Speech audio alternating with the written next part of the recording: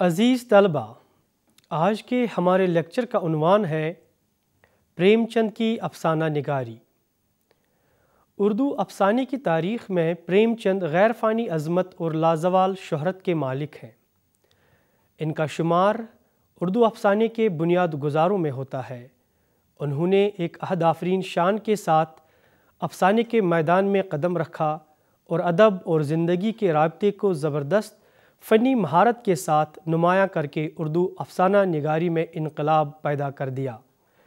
ان کا سب سے بڑا کارنامہ یہی ہے کہ انہوں نے ادب اور زندگی کے رشتے کو مستحکم کیا اور اردو افسانوی ادب کو داستانوی فضا، رومانیت اور تفریح و تفنن کے تنگ دائرے سے نکال کر اسے عوامی مسائل کا ترجمان بنا دیا۔ انہوں نے اپنی پہلی کہانی دنیا کا سب سے انمول رتن سے لے کر آخری کہانی کفن تک فنی ارتقاء کی کئی منزلیں طے کیں، مگر زندگی اور اس کے مسائل سے کبھی رشتہ نہیں توڑا۔ اردو افسانہ پہلی بار قوس قزح اور چاند تاروں کی دھند سے نکل کر لہلاتے کھیت کھلیانوں اور جھونپڑوں تک پہنچا، جہاں سے اصل ہندوستانی کلچر جنم لیتا ہے۔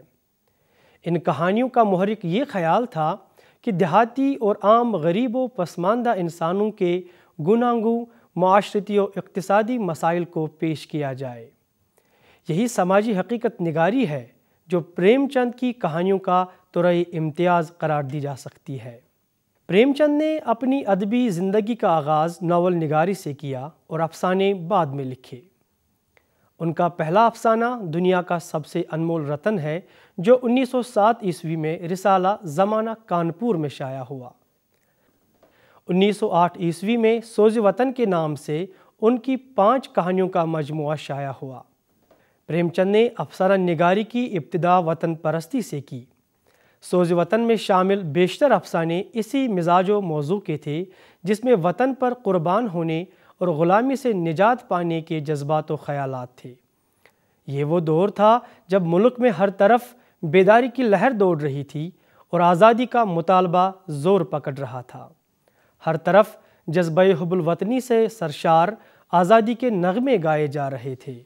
پریم چند نے اسی سیاسی فضا سے متاثر ہو کر سوز وطن کے افسانے تخلیق کیے۔ مذکورہ مجموعے کے مختصر دیباچے میں پریم چند اس کے بارے میں یوں لکھتے ہیں، کوٹ: اب ہندوستان کے قومی خیالات نے بلوغیت کے زینے پر ایک قدم اور بڑھایا ہے اور حب الوطنی کے جذبات لوگوں کے دلوں میں سر ابھارنے لگے ہیں۔ کیوں کر ممکن تھا کہ اس کا اثر ادب پر نہ پڑتا۔ یہ چند کہانیاں اس اثر کا آغاز ہیں اور یقین ہے کہ جیوں جیوں ہمارے خیال رفیع ہوتے جائیں گے، اس رنگ کے لٹریچر کو روز افزوں فروغ ہوتا جائے گا۔ انکوٹ۔ گویا کہ پریم چند کی افسانہ نگاری کو سب سے بڑی تحریک ملک کی سیاسی فضا سے ملی۔ سوز وطن کا پہلا افسانہ دنیا کا سب سے انمول رتن اسی تاثیر پر مبنی ہے۔ اس افسانہ میں پریم چند نے آزادی وطن کی قدر و قیمت بتا کر ہندوستانی عوام کو اس کی جانب راغب کیا ہے۔ افسانہ کا ہیرو دل فگار میدان جنگ میں دم توڑتے ہوئے سپاہی کے سینے سے نکلا ہوا آخری قطرہ خون لے کر ملکہ دل فریب کی بارگاہ میں حاضر ہوتا ہے۔ وہ اس انمول نذرانہ کو محبت اور احترام سے قبول کرتی ہے۔ اس موقع پر پریم چند اپنے جذبہ حریت کا اظہار ملکہ دل فریب کی زبانی اس طرح کرتا ہے، کوٹ: اے عاشق جان نثار، آج سے تو میرا آقا ہے اور میں تیری کنیز ناچیز، کیونکہ وہ قطرہ خون جو وطن کی حفاظت میں گرے دنیا کی سب سے بیش قیمت شے ہے۔ انکوٹ۔ اس مجموعے کے دوسرے افسانے شیخ مخمور، یہی میرا وطن ہے، عشق دنیا اور حب وطن وغیرہ بھی حب وطن کے جذبے سے معمور ہے۔ ان کہانیوں میں انگریز سرکار کو توہین محسوس ہوئی، اس لیے سوز وطن کو ضبط کر لیا گیا۔ اس کی تقریباً 700 کاپیاں نظر آتش کر دی گئیں، لیکن اس واقعے نے پریم چند کے وطن پرستانہ جذبات کو مزید مہمیز کیا اور وہ بدنام بدل کر افسانہ لکھنے لگے۔ سوز وطن کے افسانے فنی اعتبار سے کمزور ہیں۔ ان افسانوں پر داستانوی رنگ غالب ہے اور ان کا پلاٹ، کردار اور زبان روایتی داستانوی طرز کی یاد دلاتی ہے، لیکن جذبات و احساسات نئے ہیں۔ یہ اردو افسانوی ادب میں ایک نئے انداز و اسلوب کا تعارف تھا۔ سوز وطن کے بعد پریم چند کے تاریخی اور اصلاحی افسانے کا دور آتا ہے۔ اس دور میں انہوں نے اپنے افسانوں میں ماضی کے مثالی کرداروں کو مرکزی جگہ دے کر عوام الناس کو تحریک دی کہ وہ ایسے اوصاف سے اپنے آپ کو مزین کریں تاکہ ان کا قومی کردار بلند اور اخلاقی پستی دور ہو۔ ان افسانوں کے ذریعے انہوں نے قوم کی غیرت و حمیت کو جھنجھوڑا اور ان کو آزادی کی قدر و قیمت بتا کر اس کے حصول کی جانب راغب کرنے کی کوشش کی۔ یہ افسانے پریم چند نے محوبہ اور بندیل کھنڈ کے قیام کے دوران تخلیق کیے۔ پریم چند کے تاریخی افسانوں کے اصل محرک کی نشاندہی کرتے ہوئے پروفیسر مسعود حسین خان لکھتے ہیں، کوٹ: محوبہ اور بندیل کھنڈ کے تاریخی کھنڈرات نے ان کو اپنی گزشتہ عظمت کا احساس دلایا۔ قوم کو بیدار کرنے کا ایک ذریعہ یہ ہاتھ آیا کہ اس کے شاندار ماضی کو صفحات افسانہ میں زندہ کیا جائے۔ ان کے تاریخی افسانے اسی تحریک کے ماتحت لکھے گئے، انکوٹ۔ تاریخی افسانے لکھ کر پریم چند نے دراصل ایک مصلح کی خدمات انجام دیں۔ انہوں نے غفلت کی گہری نیند میں سوئی ہوئی قوم میں خودداری، جرت، عزت نفس اور جذبہ ایثار کو اجاگر کرنے کے لیے ماضی کے سنہرے ابواب سے کام لیا۔ تاریخی پس منظر کی بنا پر ان افسانوں کو تاریخی افسانے تو کہا جا سکتا ہے، لیکن ان میں بنیادی طور پر وطن پرستی، بہادری اور قوم پروری کے ایسے ہی جذبات موجود تھے جو انگریزوں سے نفرت کرنے پر مجبور کرتے تھے۔ رانی سارندہ، راجہ ہردول، آلہا راجپوت کی بیٹی، وکرمادتیہ کا تیغہ وغیرہ جیسے افسانے اسی دور کی یادگار ہیں۔ پریم چند کے یہ افسانے بھی فنی اعتبار سے کمزور ہیں، لیکن سوز وطن کے افسانوں پر ہر اعتبار سے فوقیت رکھتے ہیں۔ ان میں فنی تکمیل کا احساس کافی حد تک ملتا ہے۔ پلاٹ تاریخی واقعات سے اخذ کیے گئے ہیں، اس لیے سادہ اور طویل ہیں، لیکن جو چیز ان افسانوں میں نمایاں ہے وہ منظر کشی ہے۔ منظر نگاری میں پریم چند نے غضب کا کمال دکھایا ہے۔ اس کے علاوہ خیالات کی رنگینی اور تصورات کی رعنائی ان افسانوں کی جان ہے۔ نازک تشبیہیں اور استعارے جو بیشتر فطرت کے وسیع خزانے سے لیے گئے ہیں، ان کے حسن کو دوبالا کرتے ہیں۔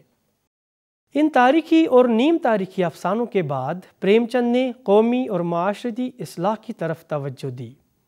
چونکہ وہ اصلاً دیہات کے باشندے تھے، اس لیے وہاں کی معاشرتی و ثقافتی زندگی کے پیچ و خم اور کیف و کم کو بہت نزدیک سے دیکھا تھا۔ ایک ہندو اور ایک دانشور کی حیثیت سے ان کی نگاہ ہندوستانی سماج میں صدیوں سے چلے آ رہے رسم و رواج، ظلم و تشدد، جبر و استحصال اور خانہ بندی پر تھی، جس میں ہندو سماج جکڑا ہوا تھا، بالخصوص دیہی نظام۔ وہ اگرچہ دیہات کے برہمنی نظام پر چوٹ کرتے ہیں، لیکن بنیادی طور پر وہ اس روایتی نظام کے خلاف ہیں جس میں دیہی معاشرہ پورے طور پر جکڑا ہوا ہے۔ چنانچہ زمینداری نظام سے کچلے ہوئے پسماندہ کسان، ہریجن، ذات پات کی تفریق، مروجہ رسوم، مذہبی اجارہ داری، تعلیم کی کمی، عورتوں کے مسائل اور وہ استحصال جو برسہ برس طاقتور کمزور کے ساتھ روا رکھے ہوئے تھے، یہ سب پریم چند پر عیاں تھے۔ ان موضوعات کے حوالے سے وہ برابر افسانے لکھتے رہے، جن میں اس عہد کے دیہی معاشرے کی لافانی تصاویر اور کردار نگاری کے بہترین نمونے محفوظ ہیں۔ ان کے مشہور و معروف افسانوں کفن، عیدگاہ، پنچایت، نجات، بوڑھی کاکی، پوس کی رات، ٹھاکر کا کنواں، دو بیل، سوا سیر گیہوں، دودھ کی قیمت، خون سفید وغیرہ غرض کے سبھی میں گاؤں کی زندگی، کھیت کھلیانوں کے مناظر، غربت و افلاس، جبر و استحصال اور فرسودہ رسم و رواج کے جو دل ہلا دینے والے مناظر دکھائی دیتے ہیں، وہ اس دور تو کیا آج کے ترقی یافتہ دور کے افسانوں میں بھی مشکل سے نظر آئیں گے۔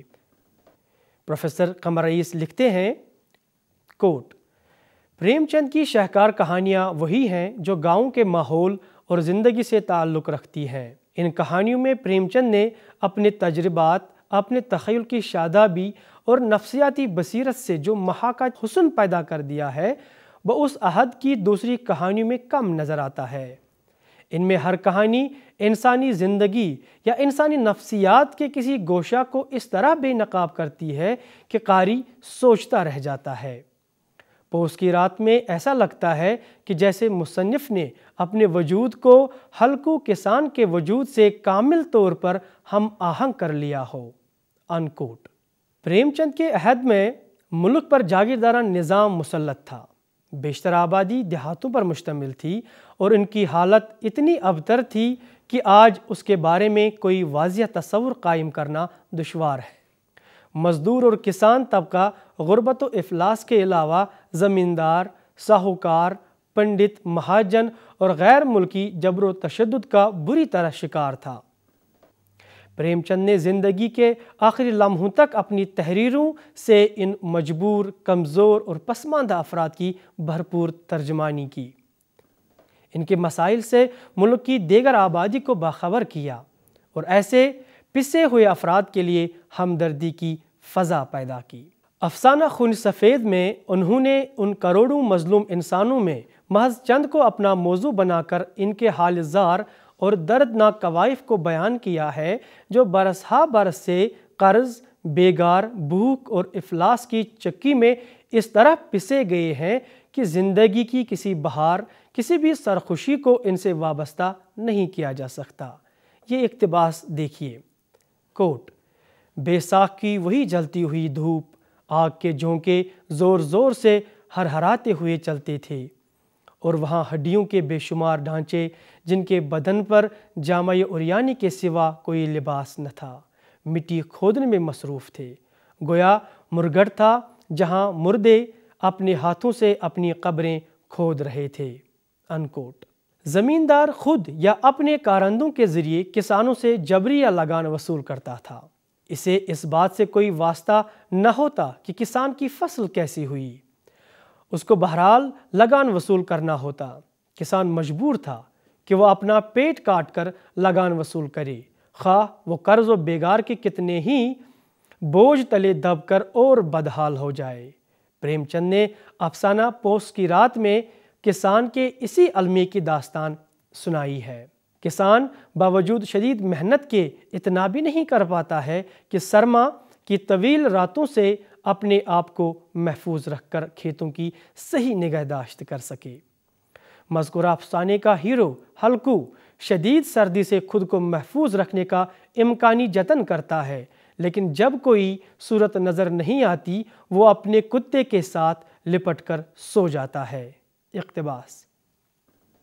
جب کسی طرح نہ رہا گیا تو اس نے جبرا کو دھیرے سے اٹھایا اور اس کے سر کو تھپ تھپا کر اسے اپنی گود میں سلا لیا۔ اس طرح ہلکو نیند کے عالم میں گم ہو کر اپنے ماحول سے بے خبر ہو گیا۔ رات کی شدید سردی سے مزید لڑنے کی اس میں سکت نہ رہ گئی تھی۔ یوں اس کی پوری فصل تباہ و برباد ہو گئی، لیکن فصل کی تباہی کے باوجود وہ لگان کی ادائیگی سے محفوظ نہ رہ گیا۔ زمیندار کے علاوہ پنڈت اور ساہوکار اس معاشرے کے دو بڑے استحصالی عناصر تھے۔ یہ عام لوگوں کا استحصال مختلف صورتوں میں کرتے تھے، کبھی مذہب کے نام پر، کبھی دولت کے نام پر اور کبھی ذات پات کے نام پر۔ عام لوگوں کا مزاج اور دائرۂ فکر برہمنوں کے حسب منشا اس طرح ہموار ہوا تھا کہ برہمن کی تابع داری کو ہی اپنا مذہب سمجھ لیا گیا تھا۔ ان غریبوں اور پسماندہ لوگوں کے انداز فکر کی وضاحت پریم چند نے افسانہ دودھ کی قیمت میں اس طرح کی ہے، کوٹ، راجا کا دھرم الگ، پرجا کا دھرم الگ، امیر کا دھرم الگ، غریب کا دھرم الگ، راجے مہاراجے جو چاہیں کھائیں، جس کے ساتھ چاہیں کھائیں، جس کے ساتھ چاہیں شادی بیاہ کر لیں، ان کی کوئی قید نہیں ہے، راجا ہے۔ انکوٹ۔ اسی طرح افسانہ سواسیر گیہوں میں جب شنکر پنڈت جی سے کہتا ہے کہ میں سواسیر گیہوں کے بدلے 5.5 من گیہوں کہاں سے لا کر دوں، تو پنڈت مہاراج کہتے ہیں کہ یہاں نہ دو گے تو بھگوان کے گھر دو گے۔ شنکر اس جملے کو سن کر مذہبی اور اپنی اندھی عقیدت مندی کی وجہ سے کانپ اٹھتا ہے اور بے بس ہو کر کہتا ہے، میں تو دے دوں گا، تمہیں بھگوان کے یہاں جواب دینا پڑے گا۔ پنڈت جی اس کا جواب یہ دیتے ہیں، وہاں کا ڈر تمہیں ہوگا، مجھے کیوں ہونے لگا؟ وہاں تو سب اپنے ہی بھائی بند ہیں، رشی منی سب تو برہمن ہیں، دیوتا برہمن ہیں، جو کچھ بنے بگڑے گی سنبھال لیں گے۔ آخر کار شنکر نسل در نسل غلامی کی زنجیروں میں جکڑ کر رہ جاتا ہے اور پنڈت جی کا فیصلہ اس خیال سے قبول کر لیتا ہے کہ غریبوں اور مزدوروں کا کوئی پرسان حال نہیں ہے۔ افسانہ ان سوالیہ نشانوں پر ختم ہو جاتا ہے۔ اس فیصلے کی کہیں اپیل نہ تھی، مزدور کی ضمانت کون کرتا، کہیں پناہ نہ تھی، بھاگ کر کہاں جاتا۔ اس بد نصیب کو اگر کسی خیال سے تسکین ہوتی تھی تو اس سے کہ یہ سب میرے پچھلے جنم کا بھوگ ہے۔ اسی طرح پریم چند کی کہانی نجات میں دکھی چمار کا برہمن کی سیوا کرتے کرتے دم توڑ دینا اور پھر رات کے اندھیرے میں برہمن کا اس کی لاش کو گھسیٹنا بہت سے سوالات قائم کرتا ہے۔ یہ منظر دیکھیے، کوٹ، پنڈت جی نے رسی نکالی، اس کا ایک فندہ بنا کر مردے کے پیر میں ڈالا، ابھی کچھ اندھیرا تھا۔ پنڈت جی نے رسی پکڑ کر لاش کو گھسیٹنا شروع کیا اور گھسیٹ کر گاؤں سے باہر لے گئے۔ وہاں سے آ کر فوراً نہائے، درگا پاٹھ پڑھا اور سر میں گنگا جل چھڑکا۔ ادھر دکھی کی لاش کو کھیت میں گیدڑ، گدھ اور کوے نوچ رہے تھے۔ یہی اس کی تمام زندگی کی بھکتی، خدمت اور اعتقاد کا انعام تھا۔ انکوٹ۔ ایسے نہ جانے کتنے دل ہلا دینے والے مناظر پریم چند کے افسانوں میں ملیں گے، جس میں برہمنی ظلم و تشدد اور جاگیردارانہ جبر و استحصال کی المناک داستان پیش کی گئی ہے۔ ہریجنوں کی زندگی کے تلخ حقائق بھی پریم چند نے بڑے مؤثر انداز میں پیش کیے ہیں۔ عہد قدیم سے ہندوستان میں ہریجنوں کی حالت بڑی قابل رحم تھی۔ ان کے ساتھ اعلیٰ ذات کے لوگ انتہائی شرمناک سلوک کرتے تھے۔ انہیں جانوروں سے بدتر خیال کیا جاتا تھا۔ اس انتہائی مظلوم اور ستم رسیدہ طبقے کے روح فرسا معاشی، معاشرتی اور نظریاتی استحصال کی پریم چند نے کامیاب تصویر کشی کی ہے۔ ان کا افسانہ دودھ کی قیمت اس موضوع کے اعتبار سے قابل ذکر ہے اور ان کے بہترین افسانوں میں شمار ہوتا ہے۔ انہوں نے مذکورہ افسانے میں دکھایا ہے کہ گاؤں کے زمیندار ٹھاکر مہیش ناتھ کے یہاں لڑکا پیدا ہوا تو اس کی پرورش کی تمام ذمہ داری گودڑ کی بہو بھونگی کے سپرد کی گئی۔ بھونگی نے اپنے لڑکے منگل کو دودھ پلانے کے بجائے ٹھاکر کے لڑکے سریش کو دودھ پلایا، لیکن 1 سال بعد ہی اس کا دودھ چھڑا دیا گیا کہ کہیں بچے کا دھرم بھرشٹ نہ ہو جائے۔ اسی سال گودڑ اور بھونگی کا انتقال ہوتا ہے اور یتیم منگل زمیندار کے یہاں قسم پرسی کی زندگی گزارنے پر مجبور ہوتا ہے۔ منگل مکان کے باہر نیم کے پیڑ کے نیچے گزر بسر کر رہا تھا، لیکن ایک دن اسے اس جگہ سے بھی ذلت کے ساتھ نکال دیا گیا۔ تب اس کا کتا ٹامی اسے کہتا ہے، کوٹ، اس طرح کی ذلتیں تو زندگی بھر سہنی ہیں، یوں ہمت ہارو گے تو کیسے کام چلے گا؟ مجھے دیکھو نا، جب کسی نے ڈنڈا مارا تو چلا اٹھا، پھر ذرا دیر بعد دم ہلاتا ہوا اسی کے پاس جا پہنچا، ہم دونوں اسی لیے بنے ہیں بھائی۔ انکوٹ۔ بالآخر پیٹ کی آگ بجھانے کے لیے وہ پھر اسی جگہ پہنچ گئے اور ضمیر کو کچلتے ہوئے لات کی ماری ہوئی روٹیاں کھانے لگے۔ برتن کو چاٹتے ہوئے منگل ٹامی سے کہتا ہے، کوٹ، سریش کو اماں نے ہی دودھ پلایا ہے، لوگ کہتے ہیں دودھ کی قیمت کوئی نہیں چکا سکتا اور مجھے دودھ کا یہ دام مل رہا ہے۔ انکوٹ۔ ہریجنوں کی ایسی حالت زار کا اظہار صرف ایک آواز میں بھی بڑی چابک دستی سے ہوا ہے۔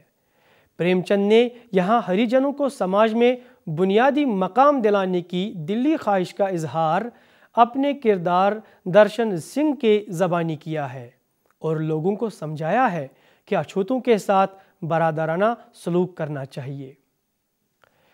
پریم چند نے عورتوں کے مسائل کو بھی اپنے افسانوں میں خصوصی جگہ دی ہے۔ ہندو سماج میں عورت کے تعلق سے متعدد مسائل معاشرے میں بے شمار تلخیاں پیدا کر رہے تھے۔ سب سے خستہ حالت بیواؤں کی تھی۔ سماج میں ان کی حیثیت بڑی قابل رحم تھی۔ انہیں معاشرے کے جسم پر ایک سرطان سمجھا جاتا تھا۔ ان کی نحوست ایسی تھی کہ سہاگنوں کو ان کے سائے سے بچایا جاتا تھا اور پھر ان کی شادی ایک بڑا پاپ تھی۔ صرف بیواؤں کی زندگی اجیرن نہ تھی بلکہ بعض اوقات سہاگنوں کی حالت بھی قابل رحم ہوتی۔ اسے سماج میں مساوی حقوق حاصل نہ تھے۔ پریم چند نے عورتوں کے مسائل کا تذکرہ کر کے سماجی شعور کو جھنجھوڑنا شروع کیا۔ ان کے افسانوں میں عورت کا کردار بہت بلند اور پروقار نظر آتا ہے، جو حالات کا مردانہ وار مقابلہ کرنے کے لیے کمر بستہ رہتی ہے۔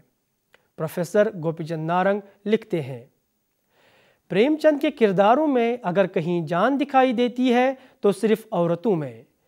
ناانصافیوں سے لڑنے کی کسی میں سکت ہے تو عورتوں میں، یا احتجاج یا سنگھرش کا کوندہ لپکتا ہے تو انہی کرداروں میں، جو اگرچہ حیاتیاتی طور پر کمزور ہیں لیکن ان کے اندر کے انسان نے ابھی دم نہیں توڑا یا حالات کے جبر نے انہیں پاش پاش نہیں کیا۔ انکوٹ۔ پریم چند کی افسانہ نگاری میں صرف ان کے موضوعات کی اہمیت نہیں ہے بلکہ ان کا فن اس سے کہیں زیادہ اہم ہے۔ فن افسانہ نگاری پر پریم چند کو خاصی دسترس حاصل ہے۔ ان کے افسانے فنی لوازم سے پر نظر آتے ہیں۔ ان کے بیشتر پلاٹ منظم ہیں۔ کہانی کی تعمیر پر وہ بہت توجہ کرتے ہیں۔ پریم چند نے کردار نگاری میں کمال فنی کا مظاہرہ کیا ہے۔ ان کے کردار اصلی اور فطری ہیں۔ یہ کردار زندگی بھر ہمارا پیچھا کرتے ہیں۔ پریم چند کے کردار بہت شان بان والے نہیں بلکہ سماج کے ہر طبقے کی نمائندگی کرنے والے انسان ہیں۔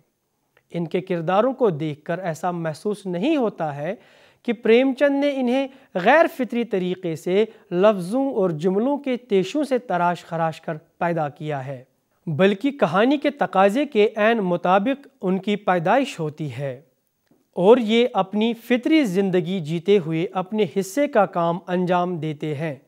ایک اور خاص بات یہ ہے کہ پریم چند نے انسانی فطرت اور نفسیات کا گہرا مطالعہ کیا ہے۔ ذہن انسانی کی یہ مہارت ان کے افسانوں کو حقیقی زندگی سے بالکل قریب کر دیتی ہے۔ اس لیے ان کے افسانے ہمیں قصہ کہانی نہیں لگتے بلکہ اصل زندگی کے سچے واقعات معلوم ہوتے ہیں۔ پریم چند کی افسانہ نگاری کی ایک بڑی خوبی ان کی سادہ و سلیس اور شفاف و بے تکلف زبان ہے۔ انہوں نے اپنے افسانوں میں جس زبان کا استعمال کیا وہ افسانوں کی ضرورت کے عین مطابق تھی۔ پریم چند کی زبان سے متعلق معروف افسانہ نگار جوگندر پال لکھتے ہیں، کوٹ، پریم چند کی ایک اور نہایت اہم دین یہ ہے کہ اس نے افسانے کو پہلی بار اس کی مناسب زبان سے روشناس کروایا۔ نیاز فتح پوری، سجاد حیدر یلدرم اور سلطان حیدر جوش بھی انہی دنوں لکھ رہے تھے، مگر ان کی زبان اپنے آپ میں بہتر ہونے کے باوصف بلکہ بہتر ہونے کے باعث افسانوی اظہار پر حاوی نہ تھی۔ انکوٹ۔ پریم چند کو اردو اور ہندی دونوں زبانوں پر یکساں قدرت حاصل تھی۔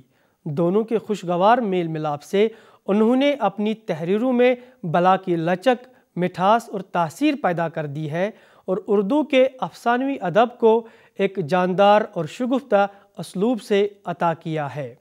عزیز طلباء، اسی کے ساتھ آج کا یہ لیکچر اختتام کو پہنچتا ہے۔ امید ہے کہ اسے آپ مستفید ہوئے ہوں گے۔ خدا حافظ۔